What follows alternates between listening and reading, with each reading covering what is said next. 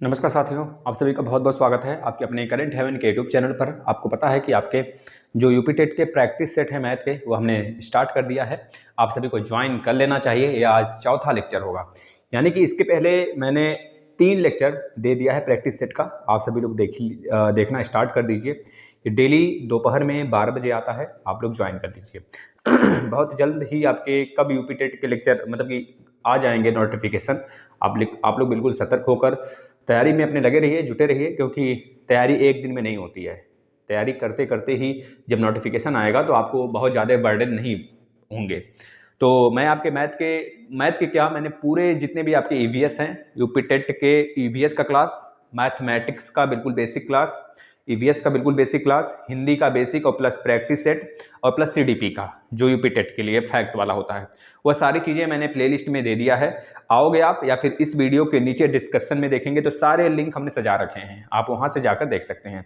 अगर आप लोग की राय हो तो मैं जो सुपर टेट के लिए लेक्चर चला रहा था, सुबह 8 बजे आ रहा था। बहुत सारे बच्चे मतलब व्यूज नहीं कर रहे थे, बहुत कम बच्चे व्यूज कर रहे थे, इस वजह से मैंने उसको बंद कर दिया अभी। अगर आप लोग की राय हो तो मैं उसको फिर से स्टार्ट कर दूं, आप लोग कमेंट बॉक्स में जरूर बताइएगा। चलिए, यहाँ पर 3 प्रश्न लिखे गए हैं। बहुत सारे प्रश्न हैं क्योंकि आपके प्रीवियस ईयर पेपर ही मैं करा रहा हूँ। आप लोगों को निश्चिंत होकर करते चलने हैं हमारे साथ। देखिए, पेपर ऐसे ही आते हैं जिस प्रकार से यहाँ पर है। जैसे प्रीवियस ईयर पेपर पूरा मैं फिर से फिनिश कर लूँगा तो फिर से मैं एक्सपेक्टेड क्वेश्चन लेकर आने लगूंगा। कम से कम 15 से 20 लेक्चर ऐसे लेकर आने हैं मुझे जो प्रैक्टिस हों आपके। आपको कम से कम यह आप इसको भांप लें किस प्रकार से मैथमेटिक्स आते हैं यूपी टेट में, और बिल्कुल यही लेवल होता है सुपर टेट का, ठीक है ना, बिल्कुल भी अलग नहीं होता है। तो यह अगर आप सॉल्व कर पा रहे हैं तो इस सुपर टेट के लिए बिल्कुल आप प्रिपरेशन आपका जबरदस्त है, ठीक है ना।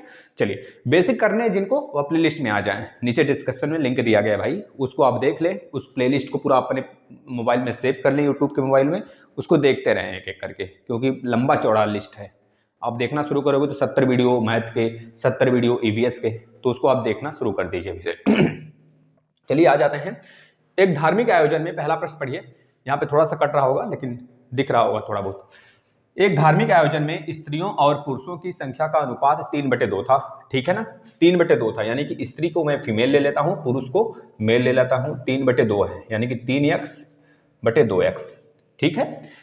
20 और पुरुष के आने से अनुपात उलट जाता है, तो स्त्रियों की संख्या बता दीजिए। तो जाहिर सी बात है भाई, 20 और पुरुष आ रहे हैं, पुरुष यानी कि मेल की संख्या बढ़ रही है, तो 3x/2x प्लस कितने पुरुषों की संख्या बढ़ गई, 20 और मेल आ गए।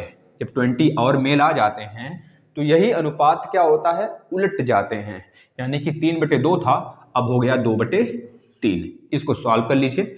देखिए, बहुत ही आसानी से इसको आप सॉल्व कर सकते हैं, 3 गुणा कराकर। 3 3 9x is equal to 2 2 4x और 2 दूना 4, यानी कि 40। 4x को इधर लेकर आएंगे तो 5x इज इक्वल टू 40, तो x इज इक्वल टू 8 आएगा।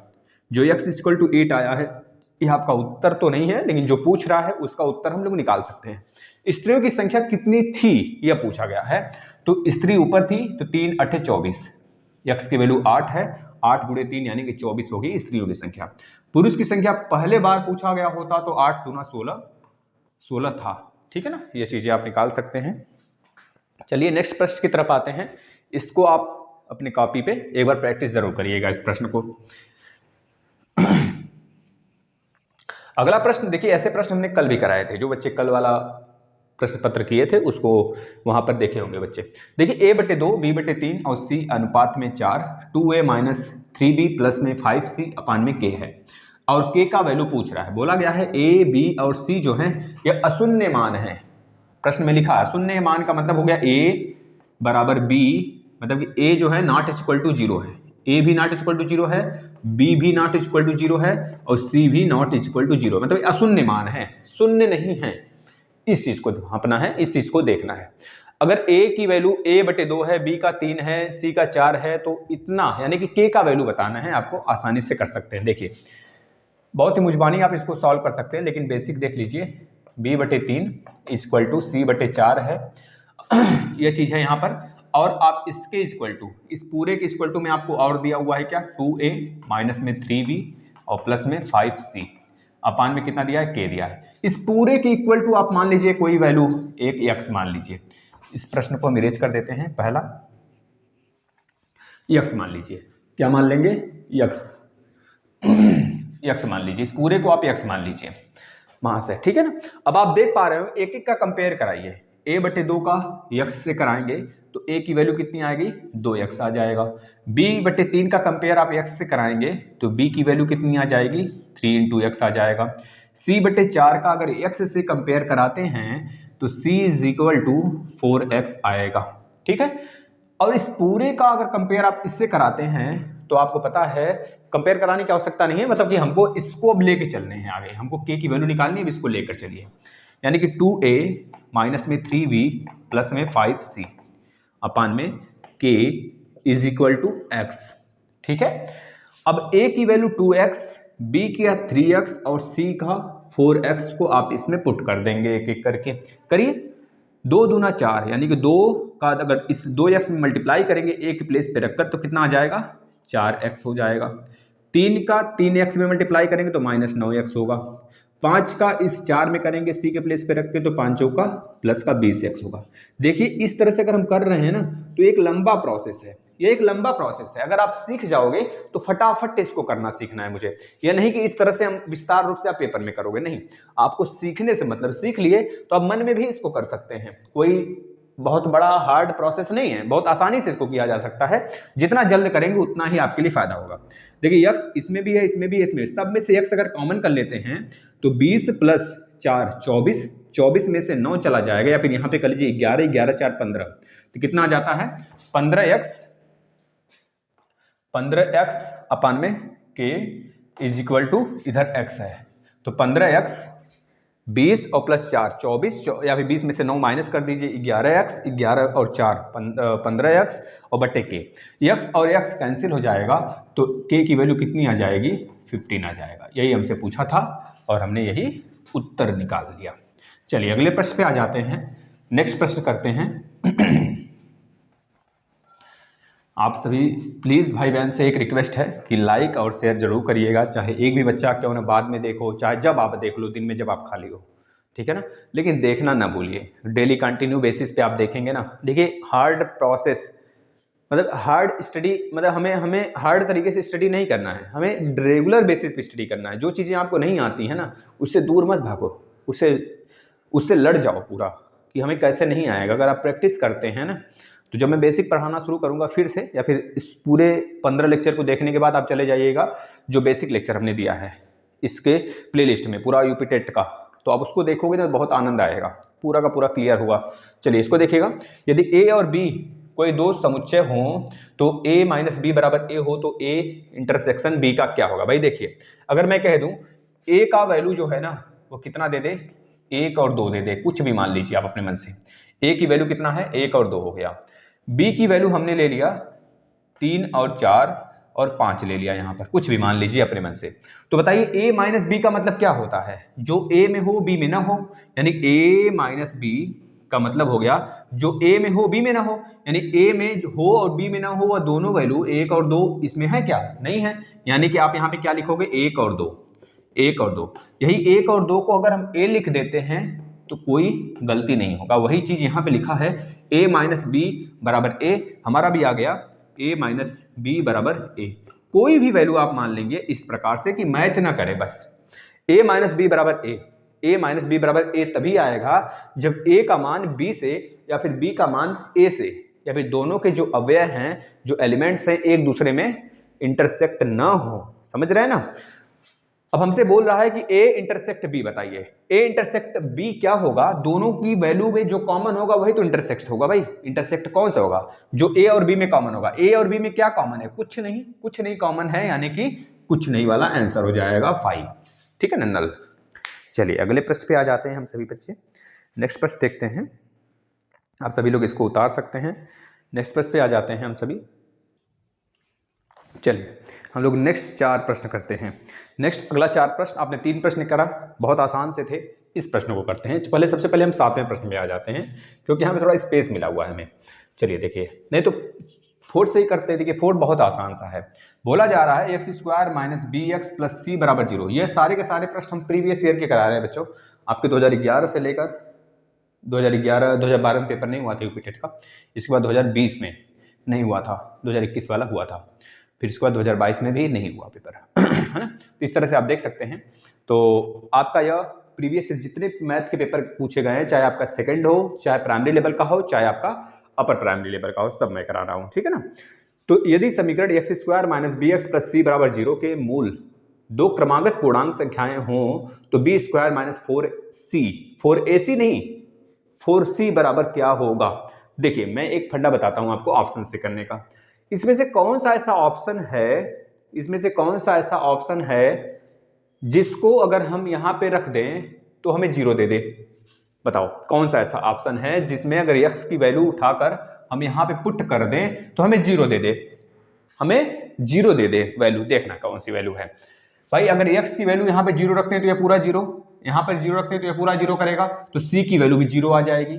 c की वैल्यू भी 0 तो भाई यहां पे रखोगे, देखोगे c की वैल्यू 0 तो यह वाला पूरा पोर्शन 0, यानी कि b की वैल्यू भी 0। आपको पता होगा एक फार्मूला होता है B square minus 4ac is equal to 0। कब होता है? जब equation ax square minus B X plus C बराबर 0 हो तो बी स्क्वायर माइनस 4ac बराबर 0 होना चाहिए। पता जब c बराबर 0 यहां पर आ चुका, क्योंकि 0 ही सिद्ध कर दिया इस x की वैल्यू, यानी कि 0 जो है x का वैल्यू रख दीजिए। अगर यहां पर एक रखकर चेक करना चाहते हैं, एक रख के चेक करिए। देखिए एक आया यहां पर और यहां पे माइनस बी प्लस सी, तो c बराबर b आ गया, c बराबर b आ गया, यानी कि c बराबर b अगर यहां पर आप देखोगे तो देखो यह वैल्यू 0 के बराबर नहीं आएगा। जब c बराबर b यहां पे रखोगे आप देखो माइनस 4b मिलेगा, बी स्क्वायर माइनस 4b यानी बी स्क्वायर बराबर 4b मिल रहा है। तो यानी कि एक वैल्यू संतुष्ट नहीं कर रहा है हमारे इस इक्वेशन को, यानी कि 0 के अलावा इसमें ऑप्शन में जितने वैल्यू दिए गए वो नहीं प्रूव कर पा रहे हैं। यानी कि अगर x की वैल्यू 0 रखते हैं तो c की वैल्यू भी 0 मिलता है। जब c की वैल्यू 0 मिलेगा तो हम यहाँ पे c की वैल्यू 0 पुट करेंगे। जब c की वैल्यू यहाँ पे 0 पुट करेंगे तो b वाला भी 0 आएगा। यानी कि आप समझ रहे हो ना हमारी चीजें क्या निकल के आ रही हैं, यह वाला राइट उत्तर होगा। अगला चलते हैं। दो संख्याओं का म स और ल स क्रमशः 13 और यह उत्तर तो देखते ही बता दिया गया है। इसमें क्या है देखिए, आपको पता होना चाहिए दो संख्या यानी पहली संख्या गुणे दूसरी संख्या बराबर में ले से और म से, यानी कि HCF into LCM is equal to first संख्या मल्टीप्लाई सेकेंड संख्या। दो संख्याओं का म स और ल स क्रमशः दिया है, यानी कि जो म स होगा वह 13 दिया है और ल स 1989 और म स 13, और पहली संख्या हमको 117 दे दिया है। 117 इंटू सेकेंड पूछ रहा है हमसे, तो 117 से इधर भाग लगाइए, सेकेंड वाला आपके सामने आ जाएगा। 1989 इंटू 13 अपान में 117। आप एक चीज देख पा रहे होंगे, जो 117 है ना, यह पूरा का पूरा इसको विभाजित कर दे रहा है। देखिए 13 बार में काटेगा। कितनी बार में काटेगा? 13 बार में काटेगा। नहीं, काट कर देखिए जरा। 13 कितनी बार में गया? पहले तो एक बार में, पहले तो एक बार में ले जाइए, वन टाइम में कटा और कितना बचा? तो 8 में से 7 जाएगा तो 1 बचेगा, और 9 में से 1 जाएगा तो 8 बचेगा, फिर से 9। यानी कि इसमें आप 8 से मल्टीप्लाई करिए, 8 सते 56, नहीं 7 से, इसमें 7 से मल्टीप्लाई करिए, 7 सते 49 को 9 कैरी 4 और 7 एकम 7 और 4 11 को 1 कैरी 1, 7 एकम 7 1 8, यानी कि 7 बार जा रहा है। यानी कि 17 बार में 117 जो है 1989 को कैंसिल कर दे रहा है। यानी कि 17 गुणे 13 कर दीजिए, 17 गुणे 13 आपका उत्तर हो जाएगा 7 त्रिक 21। एक किसके लास्ट में है? यह वाला उत्तर आपका राइट हो जाएगा। ऐसे करते हैं प्रश्नों को सॉल्व, जो कि थोड़े से आसानी है तो समझाया गया, नहीं तो बहुत सारे बच्चे अब तक कर चुके होंगे, मुझे पता है। चलिए यह वाला फार्मूला देख लीजिएगा। बेसिक में सब कुछ मैंने बता दिया है, एक बार फिर से बेसिक कराऊंगा बच्चों, घबराना नहीं है। चलिए आगे वाला प्रश्न देखते हैं। नेक्स्ट, एक सर्वेक्षण में प्रेक्षणों की संख्या 40 है। ठीक है, एक सर्वेक्षण में मतलब एक सर्वेक्षण किया गया जिसमें प्रेक्षण की संख्या कितनी है, मतलब कि संख्याओं मतलब जो मतलब एक तरह से सदस्य हैं वह 40 हैं। यदि प्रथम 10 प्रेक्षणों की यानी 40 हैं, ऐसे ऐसे कर कर आप देखोगे तो 40 हैं, 3 4 5 6 7 8 9 10। ये जो 10 के 10 सदस्य हैं ना, उन प्रेक्षणों का माध्य कितना है? 10 प्रेक्षणों का माध्य 4.5 है। आपको पता होना चाहिए माध्य का मतलब जितनी संख्या है योग, संख्याओं का योग, संख्या का योग बटे संख्या कितनी संख्या है बराबर उसका औसत, यानी कि माध्य। यानी कि औसत जो आया है माध्य यहाँ पे लिख दोगे, माध्य यही होता है भाई। तो बोला जा रहा है संख्या का योग बराबर बटे संख्या बराबर माध्य। संख्याओं का योग यानी कि भाई 10 प्रेक्षणों का माध्य 4.5 है, तो 10 यहाँ पे लिखोगे संख्या का योग आ जाएगा, यानी कि संख्या का योग। भाई 10 पहले 10 प्रेक्षणों का माध्य इतना है, तो आप नीचे 10 लिखोगे बराबर माध्य कितना है 4.5 है, यानी कि 10 संख्याओं का योग कितना होगा, संख्या का योग कितना आया 400 मतलब केवल 45, केवल 45। 10 का मल्टीप्लाई 4.5 में करेंगे तो 45 सामने निकल के आएगा, यानी कि जो 10 संख्या का योग है 40 में से 10 संख्या का योग हमारे पास 45 आया। आगे बोल रहा है शेष का माध्य 3.5 है, यानी जो बचे हुए 30 संख्याएं हैं ना उनका माध्य 3.5 है, यानी कि भाई संख्या का योग 30 संख्या का योग, इस बार 30 संख्याओं का योग, 30 संख्या का योग बटे 30 संख्याएं हैं तो 30 से भाग देंगे, 30 संख्याओं का योग बटे 30 बराबर उनका माध्य 3.5 है। भाई आप इस तरह लिखोगे नहीं, बस मैं समझाने के लिए बता रहा हूं कि आपके दिमाग में घर कर जाए। इस सारे प्रश्न को एक कॉपी पे लिखते चलिए आप सभी, देखना कितने प्रश्न तो ऐसे हूबहू आपको मिल जाते हैं पेपर में। तो 30 संख्या का योग कितना आ गया, 30 संख्या का योग भाई 3.5 गुणे 30 कर दीजिए, 3 पचे 15, यानी 3 पचे 15 को 5 हाथ में आया 1, 3 त्रिका 9 1 10, 105 होगा। 30 संख्याओं का योग 105 है और 10 संख्या का योग, 10 संख्या का योग कितना है 45 है। तो बताओ 40 संख्या का योग कितना होगा 105 प्लस 45, यानी कि 40 संख्या का योग कितना होगा 105 प्लस 45 कर दोगे तो आ जाएगा 150। अब आपसे पूछा है जो पूरे संख्या है उनका माध्य बताओ, यानी 40 के माध्य बताओ। भाई संख्याओं का योग बटे संख्या करते हैं तो ही तो माध्य आता है, यानी 40 संख्याओं का योग यहाँ 150 है, 150 बटे कुल संख्या 40, यानी 150 बटे 40 कर देंगे तो आ जाएगा 4 3 15 4 3 12 बचा कितना 4 3 12 4 7 28 और 4 पचे 20 4 पचे 20 3.75 आपका उत्तर होगा जो कि ऑप्शन में दिया था। अगले प्रश्न पे आते हैं 7वें नंबर पे। बच्चों प्रशिक्षु एक बार भाई जरूर देखना है, एक बार प्रश्न को आप जिनको नहीं समझ में आ रहा है एक बार रिवाइज करके आप देखोगे श्योर समझ में आएगा निश्चित। 14 सेंटीमीटर कोर वाले एक ठोस घन से अधिकतम आयतन का एक बेलन काटा जाता है, उस बेलन का संपूर्ण पृष्ठ का क्षेत्रफल बताना है हमें। देखिए जो हमारा घर कोर है ना, जैसे मैं बात कर लूं एक इस प्रकार का हमारे पास घन है जिसका हर साइड कितना है 14 का है, 14 का हर साइड है। अब इसमें मैं कह दूं कि एक गोला सा ऐसे काटो ना कि पूरा उसका फुल साइज ले, यानी कि इस वाले पोर्शन को भी टच करे, इसको भी ऐसे टच करे, इसको भी ऐसे टच करते हुए एक मैंने बेलन ऐसे काट लिया, एक मैंने ऐसे बेलन ऐसे यहाँ से बेलन मैंने ऐसे काट लिया। भाई यहाँ पर आकर यह ऐसे भी इसको भी टच करेगा, इस पूरे को ऐसे टच करेगा, समझ। इस बेलन को मैंने काट लिया। भाई जो अंडर बॉक्स के अंदर बेलन है उसको अब निकाल लिया मैं।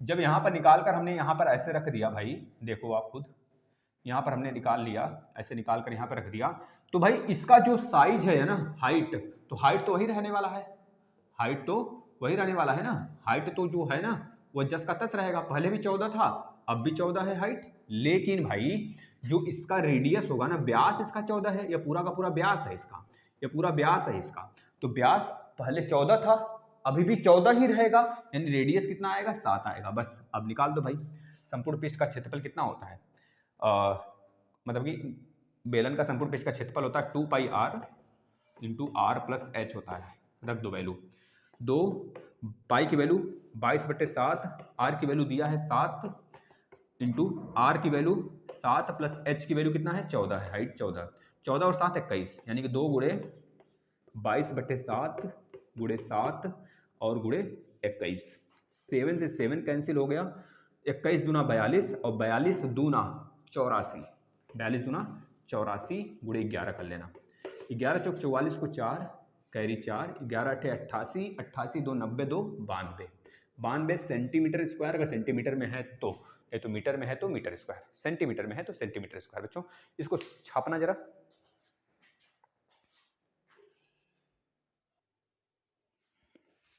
देखिएगा 8 9 10 11 12 13 14 प्रश्न बहुत ही आसानी से आप कर पा रहे होंगे, आशा करते हैं, और उम्मीद यही होगी कि आप सभी बच्चे इस चीज़ को भांप चुके होंगे कि प्रश्न किस प्रकार से आते हैं एग्जाम में, ठीक है ना। 50 संख्या दी गई हैं, हर संख्या को 53 से घटाया जाता है और प्राप्त संख्याओं का माध्य 3.5 है, भी माइनस में 3.5 है, तो दी गई संख्या का माध्य होगा। बहुत ही अच्छे प्रश्न हैं अगर इसको देखा जाए तो, और थोड़े से मतलब बहुत ही ज़्यादा हार्ड प्रश्न नहीं है, लेकिन थोड़े से टेक्निक्स हैं जिसमें मैं आपको ट्रिक बता देता हूँ। और जब बेसिक पढ़ाने लगूंगा तो इसको मैं बहुत ही खोलकर ओपन करके बताऊंगा। मैंने बेसिक कंप्लीट भी करा दिया एक बार, उसको आप देख लीजिए अगर अभी से समय हो थोड़ा सा अपने लिए खुद के लिए, तो देखना स्टार्ट कर दीजिए। डिस्क्रिप्शन में प्लेलिस्ट में आपको सारे क्लासेस मिल जाएंगे। इसमें देखिए ऑप्शन दिया है 46.5, ऑप्शन बी दिया है 53.5। ये आपके सामने मैंने यह खोल के रखा हुआ है, आपका पेपर पिछले साल का, ठीक है ना। और तीसरा दिया है 56.5 एंड नेक्स्ट दिया हुआ है 49.5। यानी कि इसमें उत्तर तो क्लू से ही आने वाला है। देखना कैसे लाते हैं बच्चा। जो ये 50 संख्या दी गई है ना, उसी जो 50 संख्या दी गई सब में से 53 माइनस कर रहा है वो। यानी कि जाहिर सी बात है 50 का जो माध्य आएगा ना, इस 53 के माइनस करने वाले में से जो माध्य निकलेगा ना, उसको पूरे में से माइनस कर दो, वही माध्य होगा हमारा। यानी कि -3.5 जो संख्या है ना, इसको इसमें लाके जोड़ दो, बस वही माध्य हो जाएगा भाई सब में। क्योंकि 53 अधिक है, 50 से 53 अधिक है। अगर 53 कम होता, 50 से 53 कम होता, तो मैं क्या कर देता वहां पर, उसको ले जाकर उसमें से माइनस करा लेता। लेकिन जो यहां पर संख्या आया हुआ है माध्य, यह बड़े वाले में से माइनस कर कर, मतलब कि यहां पर -3 मिलेगा। 53 माइनस जब 50 करेंगे, देखिए 50 संख्या दी गई है, मान लेते हैं कि भाई 50 इसका माध्य रहा होगा, 50 रहा होगा, 50 में से 53 माइनस किया तो -3 आया। जाहिर सी बात है जो यहाँ पे -3.5 आया होगा माध्य टोटल का, बस यही एक क्लू है भाई। मैं समझाऊंगा जब बेसिक क्लास कराऊंगा थोड़ा सा। तो 50 में -3.5 जब ऐड करेंगे तो कितना आ जाएगा, देखना 50 में से 3 चला गया तो 47, 47 में से 0.5 जाएगा तो आ जाएगा 46.5। आपका राइट उत्तर होगा यार। इस वजह से कहते हैं मैथ बहुत ही आसान सा सब्जेक्ट है, बहुत ही नॉर्मल तरीके से पढ़ोगे तो नॉर्मली बहुत ही आगे तक ले जाएगा बच्चों। आपको बहुत ही नंबर गेन कराने वाले सब्जेक्ट हैं। सुपर टेट में भी 30 से 35 नंबर आपको दिलाएगा मैथ रीजनिंग, और यूपी टेट में 30 नंबर दिलाने वाला है आपको। 10 प्रेक्षणों 5, 9, 14, 15, x+1, 2x-3, तब तक आप इसको करिए। मैं इस पे आ जाता हूँ। देखिए बहुत आसान सा, ये तीनों के तीनों आसान से हैं, इस वजह से मैंने साथ में लिख दिया है कि इसको इरेज करूंगा फिर इधर वाला करना शुरू करूंगा। 4 अंकों की सबसे बड़ी संख्या ज्ञात करें जो पूर्ण वर्ग हो। भाई बताना ये किसी का पूर्ण वर्ग हो सकता है 3 जीरो वाला? भाई 4 जीरो की हमें आवश्यकता होगी। अगर 9 के आगे 4 जीरो होता तो मैं कह देता वो 30 का पूर्ण वर्ग है। 30 का अगर स्क्वायर करोगे आप तो 30 का नहीं, 300 का नहीं, 300 के लिए 4 जीरो, हाँ 300 का पूर्ण वर्ग हो जाता तब यह। भाई ये लेकिन किसी का पूर्ण वर्ग नहीं है मेरे भाई। तो इसका मतलब कि आपका 3 त्रिका 9 के आगे कम से कम 3 यानी 4 जीरो होता तो ये 300 का होता, यानी ये नहीं है। भाई 1899 का पूर्ण वर्ग होने लगा। भाई यह तो नहीं हो सकता, यही तो सबसे बड़ा की बड़ा है 4 अंकों की संख्या। भाई हमारा राइट उत्तर यह वाला होगा। अब आप कहोगे सर देख लो, एक चीज दिमाग में रख लेना कि पूर्ण वर्ग जो होता है उसके लास्ट में कौन कौन से अंक आएंगे, दिमाग में रख लेना। देखिए आपको पता है कि 1 का स्क्वायर करते हैं तो 1 और 9 का स्क्वायर करते हैं 81, यानी कि किसी भी संख्या के लास्ट में 1 तो निश्चित अगर आता है तो हो सकता है वो पूर्ण वर्ग हो। लेकिन अगर किसी भी संख्या के लास्ट में 2 अंक 2 आ जाए और कह दिया जाए पूर्ण वर्ग है, तो कभी विश्वास मत करना। किसी भी पूर्ण वर्ग की संख्या में 2 कभी नहीं आएगा। ये चीज नोट कर लेना, कौन कौन से नहीं आएंगे पहले वो देख लो, और जो बच गए वो आएंगे। 2 नहीं आ सकता कभी भी किसी भी पूर्ण वर्ग के लास्ट में। कोई हो तो बता देना मुझे, फिर है ना, मिल लिया जाएगा एकांत में से। भाई क्यों आ गया तू कैसे बना रहा है पूर्ण वर्ग, बता दे जरा। तो भैया वह पूर्ण वर्ग नहीं बनाने वाला है जिसके लास्ट में 2 आने वाले हैं।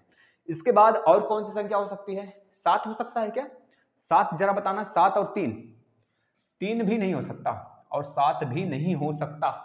और एक और संख्या है, बताइए जरा कौन सी? 8 हो सकता है क्या? नहीं हो सकता, यानी कि 8 भी है। यानी कि याद रख लेना 2, 3, 7, 8 जिस भी संख्या के लास्ट में आए उसे हमको क्या करना है, बाइकआउट करना है कि भैया तुम तो बाइकआउट हो जाओ, तुम साइड में चलो, तुम तो पहले स्क्वायर के लाइन में नहीं आते हो। तो जिनके लास्ट में आए इनको हाथ जोड़कर दाएं बाएं कर दीजिए। यानी कि हमारा तो उत्तर यह हो जाने वाला है। भैया किसका है जरा देख लेते हैं किसका है। किससे कटोगे भैया तुम? 9801 है, किससे कटेगा जरा बता देना बच्चों आप इसको। देखिए जब x के पावर 13 + 1 को x माइनस 1 से भाग दिया जाता है तो शेषफल क्या आता है? इसका सिंपल सा क्लू है बच्चों ना, जो x माइनस 1 होगा ना बराबर 0 कर लो। क्यों होता है 0 मैं बेसिक में बताऊंगा। x बराबर 1 हो गया, जब x बराबर 1 हो गया तो यही x की वैल्यू उठाकर ना यहाँ पे पुट कर दो, तो 1 की पावर में 13 और प्लस में 1, भाई 1 की पावर में 1000 कर लो तो संख्या तो एक ही रहेगा। 1 प्लस 1 बराबर 2, मतलब कि 2 उसका शेषफल हो जाएगा। इसका उत्तर 2 होगा बच्चों, है ना। चलिए नेक्स्ट प्रश्न देखिएगा।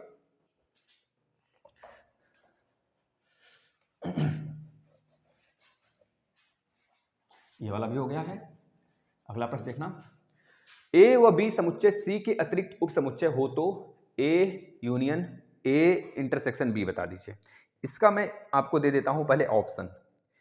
इसका ऑप्शन क्या क्या दिया है बच्चों? पहला आप इसका ऑप्शन दिया है, ऑप्शन नंबर ए ले लीजिए ए। ऑप्शन नंबर बी क्या दिया है बच्चों? B, sorry A union B. और ऑप्शन नंबर सी दिया है बी दिया है, ठीक है। और option number D A intersection B दिया है। Option number D A intersection B दिया हुआ है, ठीक है ना। ये चीजें आपके सामने निकल रही हैं। तो ए व बी समुच्चय सी के अतिरिक्त उप समुच्चय हो तो A union A intersection B बताओ। अच्छा एक काम जरा सोचना जरा कि भाई सी अतिरिक्त उप समुच्चय है, सी के अतिरिक्त उप समुच्चय है, यानी कि मैं कह दूं A intersection B, A intersection B की अगर मैं बात करूं तो बताओ ऐसी कौन सी संख्या होगी बच्चों? इसमें और कुछ क्लू दिया है क्या? एक मिनट देख लेते हैं, और कुछ दिया हुआ है तो इन बराबर है, ठीक है भैया, कुछ नहीं दिया है, मतलब ये सिंपल सा है। देखना ए इंटरसेक्शन बी मतलब ए और बी में कॉमन होना चाहिए। भाई इंटरसेक्शन का मतलब क्या है? ए में भी हो वैल्यू और बी में भी हो, दोनों में कॉमन हो। जो दोनों में कॉमन होगा ना भाई, जो दोनों में कॉमन होगा ए यूनियन बी से क्या होगा आपको बताओ। अगर मैं कह दूं ए के बराबर में अगर 1 हो 2 हो और बी के बराबर में अगर 3 हो 4 हो और 1 हो और 2 2 सब हो, या सारे के सारे हो, तो मैं कह दूं ए इंटरसेक्शन बी क्या हुआ? ए इंटरसेक्शन बी का मतलब जो दोनों में कॉमन हो। दोनों में कॉमन क्या है? 1 और 2 ही तो है, 1 और 2 हो जाएगा। अब मैं कह देता हूं ए इंटरसेक्शन बी का ए से यूनियन निकालो, तो आप बताओ क्या आएगा। अब ये मत कहना सर आपने तो अपने मन से माना है, भैया आप भी कुछ भी मान लो, कुछ भी मान लो, बस एक चीज याद रखना इसमें से कोई ना कोई एलिमेंट मिलना चाहिए, तभी तो निकालोगे ए इंटरसेक्शन बी, भाई मिलना चाहिए। तो यानी A union A intersection B क्या होगा? ए इंटरसेक्शन बी वही है जो ए यूनियन मतलब ए की वैल्यू है, तो दोनों A union A intersection B मिलाकर वही तो आएगा भाई ए वाला, तो ए वाला उत्तर होगा इसका। बस ऐसे लगाते हैं प्रश्नों को, इसको देखते ही आप बता सकते थे, लेकिन थोड़ा सा मैंने डिटेल में बताया कि भाई लगा के चला जाऊं तो यह मत बोलो अरे मास्टर चूतिया बना गया, चूतिया बना दिया मास्टर, है ना। खुद नहीं आता है ससुरा, क्या बककर चला गया पता नहीं, है ना। तो ये चीज़ें मुझे ना सुननी पड़ी, वैसे तो आड़े आड़े गाली ही देते होंगे, कोई बात नहीं। देखिए 10 प्रेक्षणों 5 9 14 15 x + 1 2x - 3 26 30 32 34 को आरोही क्रम में व्यवस्थित किया जाता है। इन आंकड़ों का माध्यक 24 है। बच्चा माध्यक है, माध्य नहीं है ना। कभी भूलवश माध्यक माध्य मत समझ लेना इसको। माध्यक यानी कि मीडियन, और माध्य मतलब उल्टा तो ना बोला भाई, माध्यिका, माध्यिका ही माध्यक होता है। तो एक फॉर्मूला मैं बता देता हूं पहले आपको। बहुलक बराबर, बहुलक हर बार बताता हूं जब ऐसे प्रश्न आते हैं, तो बहुलक बराबर 3 माध्यक, 3 माध्यक -2 माध्य, नोट कर लेना। यहां से एक प्रश्न एग्जाम में टपकेगा, देखना जरा सा। 10 प्रेक्षणों, इतने 10 प्रेक्षण है, 10 प्रेक्षणों को क्रम से लिखा गया है आरोही क्रम में बेटा, मतलब बढ़ते क्रम में, तो माध्यक 24 आया।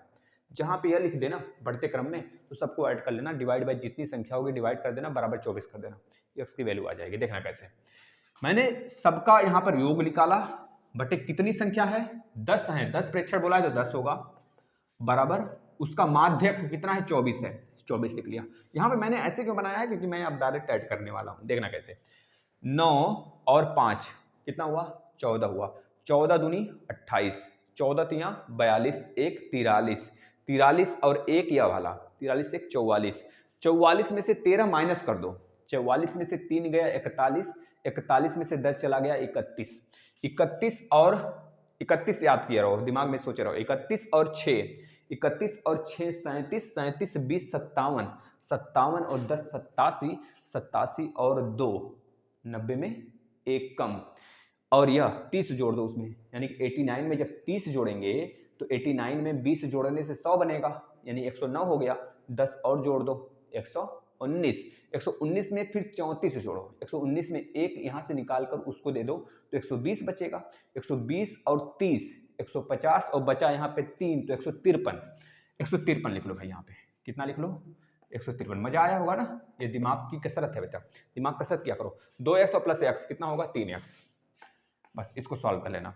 10 इधर गया यानी 153 प्लस में 3x बराबर में 240।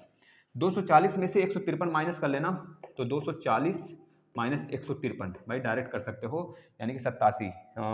40 उधर और 47 इधर, 87 बचेगा। यानी 3x बराबर 87, 3 दूना 6, 3 9 27, यानी x की वैल्यू 29 है। बेटा बता दूं एक बात आपको, सच्ची बता दूं, सच बात बता दूं, एक इसमें जो ऑप्शन दिया है ना आपका, वो भी ऑप्शन भी गलत था और उसमें विवादित हो गया था। बस आपके ऑप्शन में दिया था 19, यही गलती कर दिया था।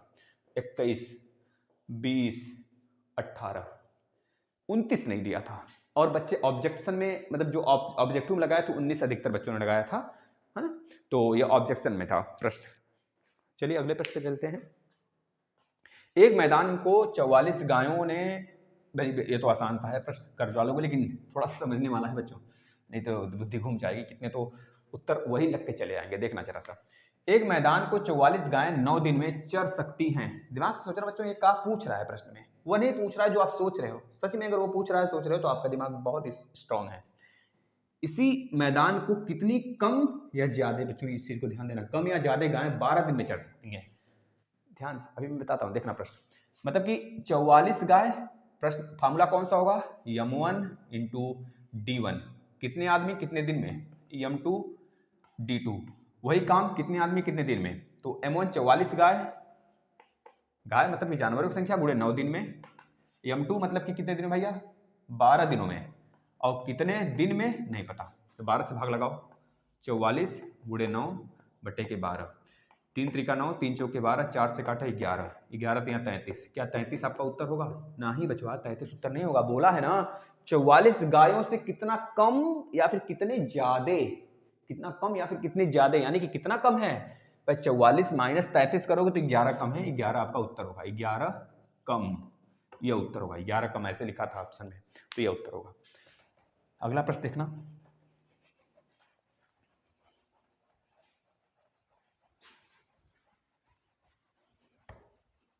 अगला प्रश्न देखना, a प्लस 2 a प्लस 4 अविभाज्य संख्याएं हो तो a के कितने मान के लिए यह सत्य होगा। देखना भाई, यह प्रश्न भाई लाजवाब है। a प्लस 2 a प्लस 4 अविभाज्य संख्या का मतलब आपको पता है, मतलब कि अभाज्य संख्या, अभाज्य संख्या जो कि किसी से कटे नहीं। तो ऐसे कितने आ सकते हैं क्रमबद्ध तरीके से। तो सबसे पहले हम a का 1 मान लेते हैं। a की वैल्यू अगर 1 मानते हैं तो अगर हम यहाँ पे a की वैल्यू 1 रखेंगे तो 1 तो 1 मिलेगा, 1 प्लस 2 3 मिलेगा, और 4 1 5। बताओ 1 3 5 किसी से कटेंगे नहीं ना कटेंगे, तो एक तो यह हो गया a की 1 के लिए।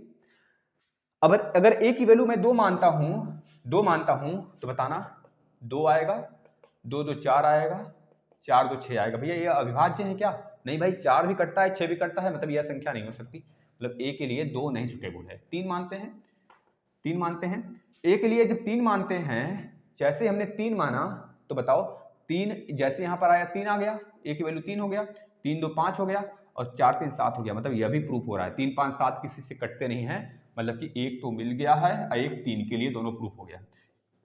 अच्छा a का 4 रखना जरा, a की वैल्यू का 4 रखते हैं तो क्या मिलेगा, हमें 4 मिलेगा, 4 2 6 मिलेगा। भाई कट रहा है, मतलब काटो हटाओ, ये नहीं हो सकता। अच्छा 5 रखना है a की वैल्यू, 5 रखते हैं तो 5 5 2 7 और 5 4 9, भाई 9 कट रहा है, हटाओ इसको। 6 रखना जरा, 6 भी कट रहा है। 7 रखना जरा, 7 7 2 9 कट रहा है, भाई हटा लो। 8 रखना जरा, 8 8 2 10, भाई कट रहा है, हटा लो जरा।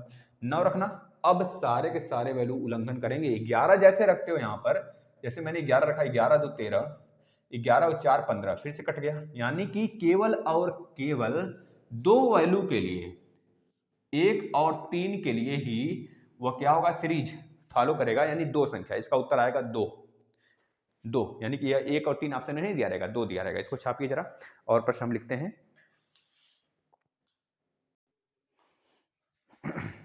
नमस्कार बच्चों, आगे चलते हैं। आप सभी के लिए एक मोटिवेशन थॉट बोले कुछ कि चल रहा है चीज़ें, सही है ना। चलिए, जो बच्चे नए जुड़ रहे हैं उनको लिए भाई नमस्कार, जो बच्चे बाद में देखते हैं उनके लिए भी महान भावों के लिए बहुत बहुत थैंक यू। ये बच्चों अगला प्रश्न आपके सामने है, देखना जरा सा, आप इसको भी कर पाओगे। ये आपके उसी सेट के हैं सारे के सारे प्रश्न। एक गांव की जनसंख्या प्रतिवर्ष 5% बढ़ जाती है। यदि वर्तमान में उस गांव की जनसंख्या 4410 हो तो 2 वर्ष पूर्व उस गांव की कितनी संख्या थी। बच्चों यह प्रीवियस ईयर पेपर अभी हम करा रहे हैं। एक्सपेक्टेड क्वेश्चन जैसे ही सारे प्रीवियस ईयर पेपर में खत्म कर लूंगा ना, चाहे वो आपके प्राथमिक वाले हों चाहे आपके वो जूनियर वाले हों, दोनों खत्म करेंगे, ठीक है ना। एक गांव की जनसंख्या प्रतिवर्ष 5% बढ़ जाती है। यदि वर्तमान में उस गांव की जनसंख्या बस कितनी है, वर्तमान में 4410 है। कितनी है, 4410 है बच्चों। यहां देखना जरा सा, पूर्व उस गांव की कितनी संख्या थी, कितने साल पूर्व, या अभी भूल जाओ। पूर्व उस गांव की कितनी संख्या थी, 5% बढ़ रहा है ना बच्चों, 5% बढ़ रहा है। 5% पहले 100% रहा होगा, अब 5% बढ़ गया यानी 105 हो गया भाई। 100 का 5% मतलब 105। अब बढ़ा है ना, जब बढ़ा है तो भाई आपको पता है 2 वर्ष पूर्व पूछता है। जब भी पूर्व की बात करे, जब आगे की बात करता है तो 105/100 लिख देना। 2 वर्ष बाद पूछ रहा है तो 105/100 के पावर में 2 कर देना इसमें गुणा करके। लेकिन अगर वो पूछता है जब आगे की बात करेगा तो बाद का 2 साल बाद कितना होगा, तब आप कैसे करोगे देख लो पहले से। बड़ा वाला ऊपर और छोटा वाला नीचे। अब 3 साल बाद पूछेगा, 2 साल बाद पूछेगा, उसको पावर में लगाते जाना बस। 2 साल बाद पूछा है, अगर यह पूछा होता पूर्व ना पूछकर 2 साल बाद उस गांव की जनसंख्या कितनी हो जाती, तब हम ऐसे कर देते। लेकिन पूछा गया है पूर्व, 2 साल पूर्व कितना था, तो बस ये छोटा वाला ऊपर लिख देना और बड़ा वाला नीचे लिख देना, बस इसको सॉल्व कर देना। समझ गए कि नहीं, करना जरा देखना। 4410, ये ट्रिक नहीं बच्चों, जब मैं कराऊंगा ना बेसिक, अभी बेसिक आप करोगे ना तो आपको खुद पता चल जाएगा किस प्रकार से आप कितने पानी में हो, कितने पानी से ऊपर हो, कितने नीचे हो, कितने तैर रहे हो, सब पता चलेगा। मैं बेसिक कराऊंगा, घबराना मत, फिर से कराऊंगा। 100 का स्क्वायर बटो 100 बच्चों, 100 गुणे 100 होगा। नीचे देखना भाई 105 गुणे 105 होगा, आप देख पा रहे हैं यहाँ पे। अब 105 को इसको काटोगे ना तो 5 दूनी 10, 5 दूनी 10, 5 दूनी 10, 5 एकम 5, 5 दूनी 10, 5 एकम 5 भाई, इसमें 5 5, इसमें 5 5 काट दिया। 21 का स्क्वायर होता है 441 बच्चों, तो 441 यहाँ पे नजर आ रहा है ना, काट देना, आ जाएगा 10। अब गुणा कर लो 20 गुणे 20 गुणे 10, कितना आ जाएगा 4000।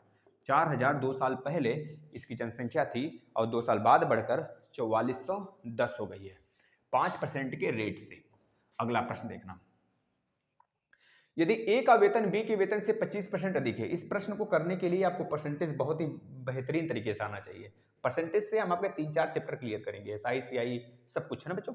यदि ए का वेतन बी के वेतन से 25% अधिक, यदि ए का वेतन बी के वेतन से 25% अधिक है, ऐसे लिख लो। देखो, यदि ए का वेतन बी के वेतन से 25% अधिक है, 25% अधिक है यानी कि 125 वाला ऊपर रहेगा बच्चों और नीचे 100 वाला रहेगा। समझ गए कि नहीं, इस तरह से 100 इधर मत करो, अभी बी को बस इधर कर लो, ए बटे बी।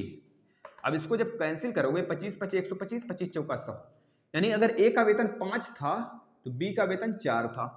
अब यही पूछ रहे आगे, तो बी का वेतन ए के वेतन से, जिसके वेतन से पूछता है ना उसका वेतन नीचे लिख देना पहले। ए के वेतन से, ए का वेतन नीचे लिख दिया, बी का वेतन ए के वेतन से कितना प्रतिशत कम है बच्चों, प्रतिशत भी लगा दिया तो गुणे 100 आप भी लगा दो। प्रतिशत हटाने के लिए बोलेगा तो भाग 100 का कर देना, प्रतिशत लगाने के लिए बोलेगा तो 100 का गुणा कर देना, ठीक है ना। तो भैया बी का वेतन ए के वेतन से कितने प्रतिशत कम है, तो भाई 5 और 4 में कितने का अंतर है, 1 का, तो 5 दूना 10, यानी कि बच्चों कितना आ जाएगा 20% आपका राइट उत्तर होगा, ठीक है ना। चलिए अगले प्रश्न पे चलते हैं। 2 प्राकृतिक संख्या का योग 8 है। 2 प्राकृतिक संख्या का योग कितना है, 8 है। देखो ऑप्शन से करते हैं, देखना जरा सा, बस लिख लो पहले। 2 प्राकृतिक संख्या हमने मान लिया a प्लस बी, ए और बी, तो 8 हो गया। अगर इनको पलट देना, ए और बी को जब पलटी मारोगे तो 1/a प्लस 1/b, एलसीएम ले लोगे तो आ जाएगा a प्लस बी बटे के ए बी।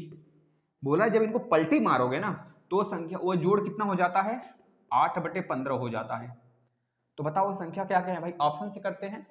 2 और 6 यहाँ पे रखना, 6 2 8 तो आ जाएगा, यहाँ पे भी 6 2 8 तो आ जाएगा, लेकिन 6 दूनी 12 करोगे, यहाँ पे तो है 15, यानी गलत है हमारा, यह नहीं हो सकता। 4 4 4 4 8 आ जाएगा, 4 4 8 भी आ जाएगा, लेकिन 4 चौके 16, यहाँ तो है 15, यानी ये भी नहीं हो सकता। 3 और 5 ले लेते हैं, 3 और 5, 3 और 5 3 8, 3 5 3 8 और 5 3 15, मतलब हमारा उत्तर यही होगा। अब आप बोलोगे सर अगर 5 3 ऑप्शन में होता तो, बेटा नहीं दिया है ऑप्शन में ना, तो उसको हम नहीं करेंगे, लेकिन अगर दिया रहता तो मैं इस पूरे को सॉल्व करता, तब सॉल्व करते। इस चीज को दिमाग में रख लेना, तब मुझे क्रमबद्ध तरीके से लाने होते हैं। देखिए आपके इस सेट में 3 ऐसे प्रश्न दिए गए हैं जो थ्योरेटिकल है, और एक ऐसा प्रश्न है जो कि ग्राफ से है, bar graph, bar chart, pie chart, ये सब होते हैं ना, उनसे एक प्रश्न निश्चित आता है। तो इस वजह से मैं चारों प्रश्नों को छोड़ रहा हूँ। बेसिक में वो आप देखोगे तो क्लियर हो जाएगा। डिस्कशन में बार बार बोल रहा हूँ, आ जाना। यदि समीकरण X square minus P x plus 54 बराबर 0 है तो इसमें भी ऑप्शन ले लो।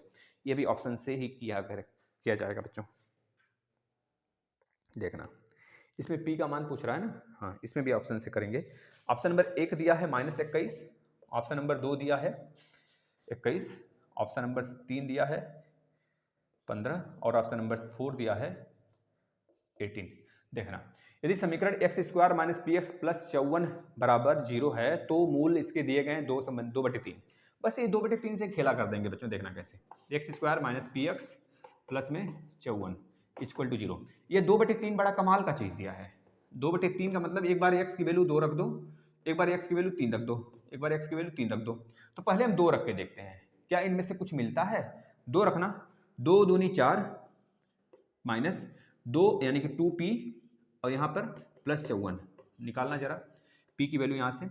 तो 4 और 54 58 हो गया, उधर चला गया -58 हो गया, तो 2p बराबर 58 तो 2 से काट लेना, 2 दूनी 4, अब बचा कितना 1, 2 9 18। भाई 29 इसमें है क्या? जब नहीं है तो बाइकआउट करो ना मतलब कि बच्चों। तो यानी कितना आ गया, p की वैल्यू 29 इसमें नहीं है, तो मतलब हमारा ये वाला कंडीशन नहीं फॉलो किया। अच्छा 3 देखना जरा, किसी न किसी पे फॉलो होगा। 3 3 का 9, 3 रखना उसमें, -3p और प्लस में 54, किसी न किसी में जरूर फॉलो होगा बच्चों। तो देखना जरा, 54 और 9, 54 और 6 करेंगे तो यहाँ पर होगा 60 और 3 63, यानी कि 3p बराबर 63 हो गया। तो 3 यानी 21। बताओ p की वैल्यू कितनी आ जाएगी बच्चों? 21 आपका उत्तर होगा। ठीक है, ऐसे करते हैं प्रश्नों को, जरा छाप लेना आप सभी। नेक्स्ट प्रश्न पे हम लोग चलते हैं। देखिएगा नेक्स्ट प्रश्न को, पहले हम इधर वाले तीनों करते हैं जो कि बहुत सारे आसान हैं, बहुत ज़्यादा। एक बच्चों दिया था आपके इसी पेपर में मतलब कि ताश के पत्तों वाला, तो भी उसको मैंने नहीं समझाया है, इस वजह से उसको भी मैं नहीं बता रहा हूँ अभी ना। और एक दिया था, हाँ बस इतने। अब आप देख लो 3 प्रश्न में हमने 4 प्रश्नों को हटा दिया और बाकी के बाकी आप देखोगे तो 26 प्रश्न हम आपको करा दिए। देखिए इसमें ये चक्री चतुर्भुज है, चक्री चतुर्भुज में सभी के सभी कोणों का योग कितना होता है? 360 डिग्री होता है। इसको चाहो तो ऑप्शन से आप कर सकते हो। ऑप्शन देखना जरा क्या क्या दिया है। ऑप्शन मैं लिख देता हूँ। ऑप्शन ए दिया है कितना बच्चा भाई? 15 डिग्री और 35 डिग्री दिया है, ठीक है भाई। बी वाला यानी कि ऑप्शन दिया है 10 डिग्री और 15 डिग्री दिया हुआ है। एंड सी आपका ऑप्शन दिया है 40 डिग्री 35 डिग्री। नेक्स्ट डी दिया हुआ है आपका option 15 degree and next 25 degree. तो आप देख पाएंगे इसको बहुत सरल तरीके से आप ऑप्शन से कर सकते हैं। इन सबको अगर आप ऐड करेंगे तो 360 डिग्री हमें मिलने वाले हैं, क्योंकि चक्री चतुर्भुज में चारों के चक्री ना भी होता तो भी 360 डिग्री होता ना। तो चक्री चतुर्भुज में 360 डिग्री होते हैं, और आमने सामने का भी ऐड करोगे तो 180 डिग्री होंगे। चक्री चतुर्भुज यही तो होता है भाई, ऐड कर लो। देखिए 4x वाला x के साथ ऐड करना, इस वाले के 7 3 10 की 11, कितना होगा 11x। पहले y वाले को भी ऐड कर लो, 4 और 3 7y, प्लस में 7y हो गया। बाकी जो बचा है नंबर उसको ऐड कर लो। 5 2 ये 20 डिग्री है क्या? एक मिनट, हाँ 20 है। तो 5 और यह 20 25 हो गया। 25 देखिए 5 5 कैंसिल होगा तो केवल प्लस 20 बचेगा, और बराबर 360 होता ही है। अगर 360 में से 20 माइनस कर देते हैं तो बताओ कितना बचेगा? 340 बचेगा। तो हम लिख देते हैं यहाँ पे 340। अब आप बताओ कौन से ऐसे दो वैल्यू हैं इसमें जो x और y के प्लेस पे रख दें और गुणा करा दें तो 340 मिल जाए। तो भैया आप ढूंढोगे ना, देखना 10 को यहाँ पे रखोगे तो 110 और 15 को रखोगे तो 15 सत्ते 135, 15 सत्ते 105, 105 और 110 को जोड़ोगे तो 340 जिंदगी में नहीं आएगा। तो इसका ऑप्शन ये वाला गलत हो गया। ठीक है, अगर इसको ऐड कराते हैं तो 15 का 11 में गुणा करेंगे तो 11 दहा में 110, 11 पचे 55, 110 और 55 165 होगा, 165 और 7 का गुणा 25 में करेंगे तो 25 सते 175, 25 सते 175 को ऐड करना जरा कितना आ रहा है देखना, 340 आ गया, 5 5 10 को 0 हाथ में 1, 6 7 7 14 को 4 हाथ में 1, भैया आ गया 340। अब आप कहोगे सर डायरेक्ट आप इस पे किससे आ गए, भैया मन ही किया मेरा आ जाना तो मैंने आ गया, मैं आ गए क्योंकि यहाँ पर भैया ये बहुत बड़ा था तो मैंने इसको भी लेना उचित नहीं समझा, तो हम डायरेक्ट देखिए सबसे पहले आप जाया करो डी वाले पे फिर ए वाले पे, ऐसे ऑप्शन होते हैं, तो ऑप्शन आपका डी उचित होगा। चलिए अगले प्रश्न पे आ जाते हैं, नेक्स्ट प्रश्न देखते हैं, इसका राइट उत्तर क्या हो जाएगा 15 और 25, x की वैल्यू 15 और y की वैल्यू 25। इसमें बोला गया है x के किस मान के लिए बहुलक 27 है, तो देखिए भाई ये सीरीज दिया गया 25 25 27 23 27 26 24 x, उसी सीरीज में 27 26 25 25 आगे, तो बोला गया भाई बताओ x के किस मान के लिए बहुलक 27 होगा, जाहिर सी बात है जो अधिक संख्या होगी वो 27 ही होगा, तो 27 एक बार, दो बार और 3 बार, लेकिन 26 भी 3 बार आया हुआ है, देखिए 1 2 नहीं 2, 25 देखिए 1 2 3 4 बार आया है, 25 तो 4 बार आया है भाई, तो कुछ उल्टा पुल्टा हुआ है, रुक जाना सीरीज में देख लेता हूँ पर, हाँ भाई 25 25 नहीं, यहाँ पे 26 है, यहाँ पे 26 है, यहाँ पे 26 कर लेना, देखना 26 भी 3 बार आया है, 27 देखना 1 2 3 बार, 25 भी 3 बार 1 2 3 और 26 भी 3 बार, यानी 27 की संख्या अधिक होनी चाहिए, तो x की वैल्यू क्या हो जाएगी 27 हो जाएगा। ठीक है भैया, नॉर्मल सा प्रश्न था। अगला नीचे वाला प्रश्न देखना जरा, x बराबर 2 y बराबर 1 और z बराबर -3 इसमें रख दीजिए, उत्तर बता दीजिए। x बराबर जब 2 रखेंगे 2 दूनी 4 दूनी 8 होगा, प्लस y की वैल्यू 1 है तो 1 रखेंगे तो 1 की पावर 3 का मतलब 1, प्लस z की वैल्यू -3 इसमें रखेंगे तो वैल्यू तो माइनस में ही आएगा हमारा, क्योंकि पावर में क्यूब है, यानी 3 3 9 3 27, माइनस का 27 माइनस आ गया, 3 गुणे 2 गुणे 1 गुणे या -3, माइनस का 3 यानी कि 3 यहाँ पे माइनस माइनस प्लस 8 8, एक मिनट इसको ऐड करना, 8 1 9, 27 में से 9 जाएगा तो 9 दूनी 18, माइनस का 18 बचा, प्लस 3 दूनी 6 3 18, भाई 18 और 18 कैंसिल हुआ तो 0 आ गया। बच्चों इसको बहुत आसानी से आप कर सकते थे तभी जब कभी ऐसा आ जाए एक्स वाई जेड का मान कि दो को जोड़ने से, तीनों को जोड़ने से वैल्यू 0 मिल जाए, तो चाहे जो वैल्यू यहाँ पे दिया रहे याद कर लेना उसकी वैल्यू हमेशा 0 आएगी। ये ट्रिक है एक तरह से, अगर एक्स वाई जेड इस तरह से वैल्यू देकर कुछ भी यहाँ पे दे दे रखने के लिए ना, अगर इन तीनों को आपस में जोड़ने से 0 आ जाता है तो यहाँ पर चाहे जो वैल्यू दिया रहेगा बच्चों उसकी वैल्यू 0 आएगी, इसको याद कर लेना। ठीक है ना, अगले पे चलते हैं। दो लंबवृत्तीय शंकुओं की ऊंचाई का अनुपात दिया है, ठीक है भाई, ऊंचाई का अनुपात h1 और h2 दे दिया है कितना 25/64, ठीक है।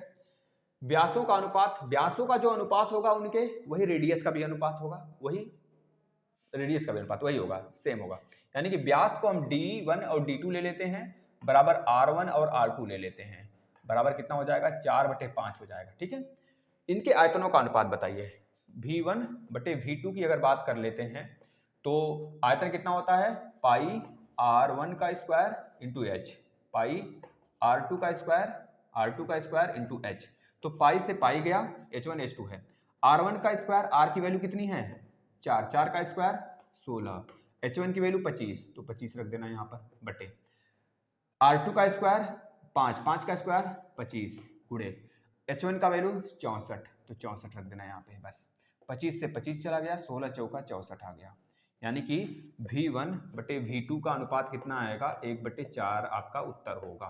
ठीक है ना, अगले प्रश्न पे चलते हैं। देखना a की वैल्यू दिया है BELOW, 5 एलिमेंट है इसमें, और b में दिया है वैल्यू OWOOL, बोला एक मतलब का अक्षर बता दो, मतलब इसी a-b जो a में हो b में ना हो, a में है जो b में नहीं है, तो बताओ w भी है o भी है, देखना w भी है o भी है और l भी है, बचा क्या b और e, यानी कि c की वैल्यू क्या हो जाएगी b और e, ऑप्शन में दिया था ऐसे कितने मान हैं जो इसके लिए आ रहे हैं, तो भैया 1 और 2 मान ही तो होंगे, 2 एलिमेंट बस। अगला प्रश्न देखना, एक समचतुर्भुज के विकर्ण दिए गए हैं, आपसे परिमाप पूछ रहा है, यह मैं विश्वास न करोगे अभी कुछ ही दिन पहले हुआ है डीएलएड का पेपर, 2-3 दिन पहले हुआ है, 24 या 26 को था डीएलएड 4 सेमेस्टर का, यही सेम प्रश्न था, सेम ये प्रश्न था हूबहू, बस डाटा थोड़ा सा चेंज था और यहाँ पे एरिया पूछा था। तो यहाँ पे परिमाप बच्चों, इसी वजह से कहते हैं डीएलएड वाला बहुत जरूरी है पढ़ना। समचतुर्भुज बना लो भाई। समचतुर्भुज में चारों भुजाएं बराबर होती हैं, है ना। विकर्ण जो होते हैं आपस में 90 डिग्री काटते हैं और विकर्णों का दिया गया 10 और 24। बोल रहा है परिमाप बताओ, तो फार्मूला होता है, यह भुजा है ए, तो फार्मूला होता है 4a का स्क्वायर बराबर d1 का स्क्वायर प्लस d2 का स्क्वायर। तो d1 की वैल्यू 10 है, तो 10 का स्क्वायर 100, 24 का स्क्वायर 576, 4a का स्क्वायर बच्चों। तो a का स्क्वायर बराबर कितना हो जाएगा 100 यानी कि 676, 676/4 कर लेना, ठीक है। तो a की वैल्यू कितनी हो जाएगी, a बराबर हो जाएगा रूट में 676/4, यानी कि a की वैल्यू 676 मतलब कि 26 का स्क्वायर होता है या 2 का स्क्वायर होता है, काट देना। तो a की वैल्यू कितनी आ जाएगी 13, a की वैल्यू 13 आ गया, यानी 13 इधर, 13 इधर, 13 इधर और 13 इधर। पूछा है परिमाप बताओ, परिमाप का मतलब चारों दिशाओं का जोड़। तो 13 चौका 52, 1 2 3 4 जोड़ोगे तो उत्तर इसका कितना आएगा 52 आएगा बच्चों, ठीक है ना। ये आपका पूरा का पूरा पेपर था जो मैंने सॉल्व करा दिया। इसमें 4 ऐसे प्रश्न थे जो थ्योरेटिकल थे, एक पाई चार्ट वाला था, तो उसको मैं जब कराऊंगा तो उसको करूंगा, ठीक है ना। धन्यवाद बच्चों।